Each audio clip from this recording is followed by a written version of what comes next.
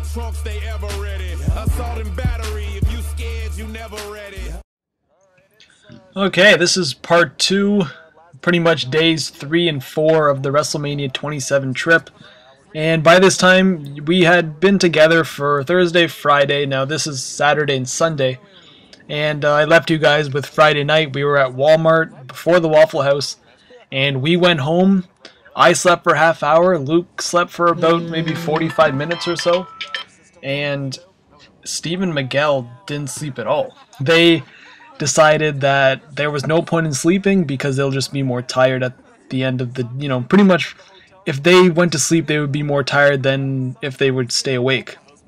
So they decided it would be, hey, let's just stay awake. I slept for about 35 minutes. And so pretty much we got home at 4:30. I slept until 5. We got ready at 5:30, left by 6. Got to Access by 7. Access started at 8. That was the whole, that was the plan. And I'm just going to go over all this just to talk about that. It's pretty much what that trip will be remembered for, was the amount of sleep that we didn't get. We were dead tired all of Saturday, and we thought that, it's just a rush. It's the WrestleMania rush everyone talks about. It's some people don't care for the sleep, but 27 was the time where I didn't even care. I know that guys to this day, they don't even care about sleep. They just go there just to do wrestling 24/7, and that's to the maximum amount they could possibly do. But for me, 27 was the one. 28 we calmed down a bit, but we still had the time. I think it was just one day. And then 29 was a complete 360 for me, or 180, whatever you want to call it, where it was we got up around 9 or 10 in the morning, and I was in the room by midnight or so, except that one night. But pretty much got all our wrestling stuff done in between that time.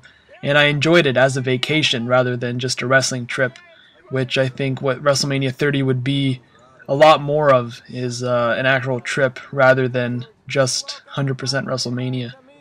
But here we are filming the Georgia Dome. Now me and Luke, we don't know what the building looks like, where Miguel and Steve, they have somewhat of an idea. So we marked out for the, whatever it's called, the Phillips Arena, I think that's what it's called. I don't know, it doesn't matter. We thought that was the Georgia Dome, and Steve's like, that's not the Georgia Dome, that's the Georgia Dome, so we botched that whole segment. But this is inside of Access. I like how, they've set up the whole building, the convention center, whatever it was. They made it all for WrestleMania. You walk in, you get that feel that, you're here at Access. It was my first Access session. I'd only seen clips from people, and because I had VIP, I was able to go in early. And because I had a guaranteed Triple H ticket, I decided to go to the Legends line, which I'd read was going to be Sergeant Slaughter. And you can see there on the table, I had the classic superstars. So he is the first person I had met at Access, right bright and early at 8 in the morning. And then there weren't that many people there at this time. I think it was probably like maybe 20 after 8. Next line I went to was Kane. I think I just talked about his Attitude Era run, how it was part of me growing up. And by this time, Access is pretty full. And here I am waiting in the Triple H line. Luke was just walking around and keeping me company, playing with the R-Truth stand-up. I think he broke it. He said he broke it. And I'm like, well, you better not let anyone find out about it. See that face he's making. It's up to no good. Here's Triple H signing. They're just standing there. It's like, man, soon you're going to be up there. And I think I filmed this on purpose. I put this in on purpose. That shot right there. Stay thirsty. And so I met Triple H. I didn't have anybody to film for me, so I just had pictures. Now I try getting everything on film. And this was after I met up with Luke again. We're just, I guess, just goofing around, waiting for Steve and Miguel to be done their stuff. And that's the cool thing about Access. You can literally you got nothing to do. You just stand in a corner and just pretend you're running the ropes. Or you can see Luke's going to be, I think I'm going to smash Luke's head in the turnbuckle coming up pretty soon. But yeah, that was cool. They had the ring ropes there. It was like the entrance to Access. So it's kind of like, I always enjoy Access. Even it gets a little repetitive, but just the experience being there with everything surrounding. There it is. There's the headshot. Boom, boom, just smashing his head. Hopefully I wasn't too stiff with him. He probably had a big bump on his head. I think he'd pull a George the Animal Steel right now. There he goes. Ah. But yeah, so that's that. And here we are at Crystal's. This was Paz. We dropped him off. I forgot to mention that at the what is it called? The center stage for the ROH meet and greet. He wasn't a fan of Access, so we dropped him off at ROH. We went to Access, so we had to go back to wherever it was, ROH, and there was so much traffic. You can see there me filming the traffic, and we decided we were hungry. We probably wouldn't be able to eat. And we decided to stop at Crystal's, which was I don't know, I guess a local joint in Atlanta. It was okay. I think they had like little mini burgers, I guess White Castle style. They don't even have White Castle here. I haven't even had White Castle before, but it was okay. Steve's just telling the story, I think, where he met. Where no, there was like an Edge thing, and he just wanted to go and slap him in the head and say it's for Edge is the best one. There he goes, big slap over the head.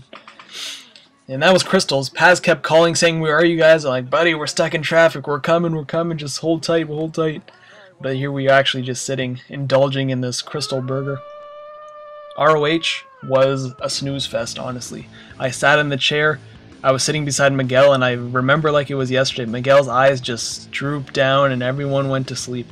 Crowd was dead. It was everyone. There was even a "we're hungover" chant. It was because ROH was, I think, 1 in the afternoon, so you really have people just waking up and just coming straight to ROH, which I think they learned from their mistakes, but you know, it wasn't the best show, I guess. This was Access. No, sorry, not Access. Hall of Fame. Miguel and Steve had slept for about an hour, half hour to an hour. Me and Luke went in the CNN Center and got something to eat. I don't remember what it was. And so they slept. They're at least somewhat. You can see if you can read the bag. I don't know what it is. It's on the tip of my tongue, but I don't remember. But they slept, so they're okay to go.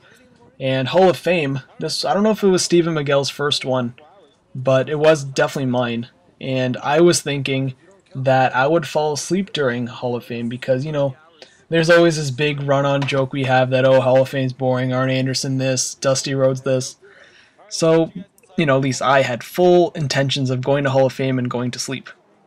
We got to our seats. Hey, not bad. You can see Larry the Axe Hennig was sitting a couple rows ahead of us. And this is the first and only time I actually sat on the floor for Hall of Fame. It's not really a big deal where I sit during Hall of Fame because you're really looking at just one person on the stage. So even sitting in the nosebleed sections wouldn't really make a difference to me one way or another. It's as long as you can hear really what's going on, it's what matters. But, you know, setup was fine. And we're all taking pictures, looking for wrestlers that we know. And just a whole bunch of pictures. But ended up being Hall of Fame is one of the most exciting times of the whole weekend. I was not more awake for the Hall of Fame, or sorry, I wasn't more awake for anything than I was for the Hall of Fame. Just listening to the stories, the Road Warriors had a great speech. Shawn Michaels' speech was awesome. But it was definitely something I recommend everyone to check out. I know people don't want to sit there for a couple hours, but it goes by so quick, and you just hear so many great stories, and you really see a different side of all the wrestlers as they listen to all the speeches. And this is, I guess, the next day, I think. Yeah, because there's no Access session after Hall of Fame. So this is Sunday morning. We're back at Access, and I'm surprised I didn't film anything afterwards. Huh. But anyway, Sunday morning, we're back at Access bright and early. We probably only had maybe an hour or two of sleep. And Luke's, I guess, all pumped up, ready to go doing the Shane O'Mac. And as soon as we got in, we got there pretty early. We were one of the first, not the first, but, you know, first batch of people. Went to the line that we thought had the best luck, crossing our fingers, and look who shows up. Mr. Sin Cara himself hadn't even debuted yet. So all of us are all excited. Oh, we're meeting Sin Cara, first appearance, you know, hasn't even debuted. And I think it was Steve or Miguel said something to him no, it was definitely Miguel, obviously. Miguel said something to him in Spanish, and he replied to him in English. And then Steve said something to him in English, and he replied to him in Spanish. I don't know what the hell's going on with that. And this is the infamous, "Can you take a picture with my belt?" There you go, see Sean Blackford there, bought his winged eagle, and he insisted that Luke Cage take a picture of himself. Well, pretty much Luke take a picture with Sean's belt. Sean was very excited about his new belt. Luke was excited to take a picture. Well, he's kind of laughing about it now, but it's an old funny gag that, hey, take a picture with my belt, please, mate. So Luke took a picture. He's looking at the picture. He's making fun of himself for taking the picture. And we met Christian. This is the longest line I waited for. Me and Luke waited an hour and a half to meet Christian. And during that time, we met Access Babe. You got to read. I'm not going to go over it now, but Wade Barrett was the second longest line, which ended up being the longest because after I left Christian, I went straight to Barrett. And so I was already halfway in, and then people realized who was there, so people just ran to Barrett. And then this was one I forgot. I forgot I had met Dusty Rhodes and Goldust together. And this was just after Victory Road, because I know Goldust just left TNA, and I said, did you hear what, did you see what happened with Jeff Hardy and Sting at the pay-per-view? And he just nodded his head and be like, he's not surprised. That place is just a mess. So here we got Jerry Briscoe. Funny story, he was actually wearing the same shirt, same everything when I met him last year. So see if this guy only has one pair, or he just doesn't bother to change. But talked about Jerry Briscoe, how I remember all those stunners he took from Austin, how he sold them. And he laughed, said, it was an honor to take it from him, that he's remembered for that. And he reminded me that he was a wrestler at one point. I'm like, I know. Here I am being the figure guy that I am. Mattel was just introducing their stuff, so they got a whole bunch of displays. And never really got into them, as you guys obviously know. Like they did the Jacks and the Classic Superstars. These were just there, I don't know. Never really found an interest in them. Maybe I'm just getting too old for this stuff now. But they had a display for Access. And that's pretty much what Access is. You always have the tribute stuff, like this one's the Shawn Michaels Hall of WrestleMania gear. You always have just gear that guys have worn over the past WrestleManias, like Macho Man and Triple H, Undertaker, Jericho, whoever has a special attire for WrestleMania, they'll always have it on display. So this is my first time seeing the Shawn Michaels one. They had it at 28 and 29, so obviously skipped over both of them after a while. But yeah, it was cool. It was cool to see because Shawn Michaels being one of my favorite of all time, I just stood there and just filmed as the wheel went round and round. And they even had Shawn Michaels' wife and kids walking around. I don't know if I got that on video, but they were around security and they were looking at all the memorabilia of their father. And yeah, cool outfits, that's for sure. And they also have other things like the Mr. McMahon limo blowing up, which is right there.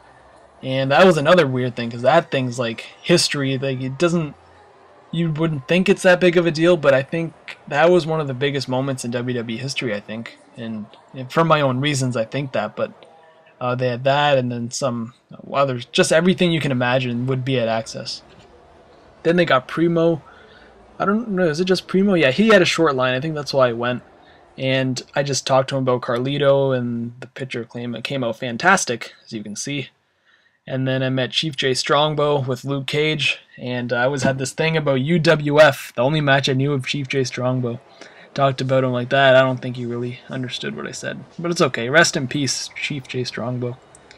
And I wanted to meet Ricky Steamboat, but his line was humongous, and I was the last guy in line, I remember. And I looked, I'm like, this is going to suck waiting in this line. So I just said, forget it. Walked in a circle, saw Miguel was meeting him, got it on film. Asked him, obviously, how it went. He's like, it was good. Told me what he said to him. And then me and Miguel just kind of walked around a little bit. And we came up to, oh yeah, there he is. Telling me about the kid, what he did. And I guess he just took his ring gear back to the back. Here I am. Playing football, American football, showing you guys my Bufftown Bills flavor style. I'm going to take the ball, I'm going to throw it, as I am showing you, into the hole. Now, to tell you the truth, I didn't think I would get any of them. I think you had three tries, yeah, you had 3 balls there. And Mr. Army Man said, every time you miss, you had to do 5 push-ups. I'm like, what? And then he said, yeah, 5 push-ups, all right. 1, in. I'm like, oh, I'm pretty surprised, let's do that again. 2, in. This comes from Super Shot. That's where I got my aim from. And then the third one I missed because he distracted me. Now this was the most exercise I had gotten in a long time, doing 5 push-ups. I did them pretty crisp, must admit. But Miguel's laughing because he didn't think I could do 5 push-ups. Once I did it, he was in shock. Actually, I was too. And this walk, I will never forget. Walking to the Georgia Dome for WrestleMania. Sunday afternoon, sun's bright, everyone's excited for the events coming up. Miz versus John Cena in the main event. And we're walking to the building, and let me tell you something, that walk, it's like, you know what's coming up. You know you're going to WrestleMania after this, and it's just incredible. And the intro, you know, welcome to WrestleMania 27, and then you got the pyro going off as it's gonna, you know, whatever it's gonna go, there it goes.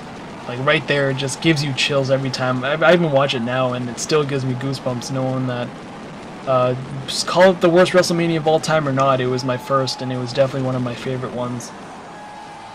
For many reasons. One mostly being that it was my first one. See the crowd, that everyone from all over, all parts of the world are just in one building, just there because they love wrestling, and the whole weekend just led up to this one night, and everyone had a great time. And so that was that. And then you had the Undertaker Triple H match.